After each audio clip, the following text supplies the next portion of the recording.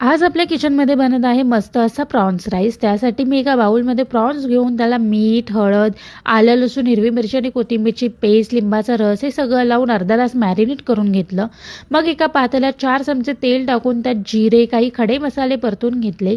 मग 4 मोठे उभे स्लाइस केलेले कांदे टाकून त्याला चांगलं लाल होईपर्यंत परतून घेतलं. मग त्यात 2 चमचे आलं, लसूण, हिरवी मिरचीची पेस्ट टाकली. तीही चांगली परतून घेतली. मग त्यात 2 मोठे रफली चॉप केलेले टोमॅटो टाकले. ते थोडे सॉफ्ट झाले. 2 चमचे मालवणी मसाला टाकायचा आहे, अर्धा चमचा हळद टाकायची आहे. चांगलं मिक्स करून त्याच्यामध्ये थोडंसं पाणी ॲड करायचं आहे, कारण आपले मसाले खाली लागू नयेत म्हणून. मग त्यात चवीनुसार मीठ टाकायचं आहे. पुन्हा थोडंसं पाणी ॲड करून 2 ते 3 मिनटं आपले मसाले चांगले शिजून घ्यायचे आहेत. त्याच्यानंतर त्याच्यामध्ये भरपूर अशी कोथिंबीर आणि पुदिना बारीक चिरून घालायचा आहे. चांगलं मिक्स करायचं आहे. त्याच्यानंतर त्याच्यामध्ये 4 ते 5 आमसुलं घालायचे आहेत त्या आंबटपणासाठी. आपण जे प्रॉन्स मॅरिनेट करून ठेवले होते ते मी इथे टाकले आहे. चांगले मिक्स करून घ्यायचं आहे. नंतर मी अर्धा तास अगोदरच बासमती राईस हा भिजत घातला होता, तर तो मी इथे ॲड केला आहे. इथे मी 2 कप बासमती राईसला 2 कप पाणी आणि 1 कप नारळाचं दूध ॲड केलं आहे.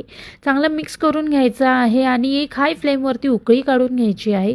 आणि नंतर एक 10 ते 15 मिनटं मंद आचेवरती हा राईस झाकण ठेवून मस्त शिजवून घ्यायचा आहे. आणि अशा प्रकारे आपला झणझणीत असा प्रॉन्स राईस रेडी.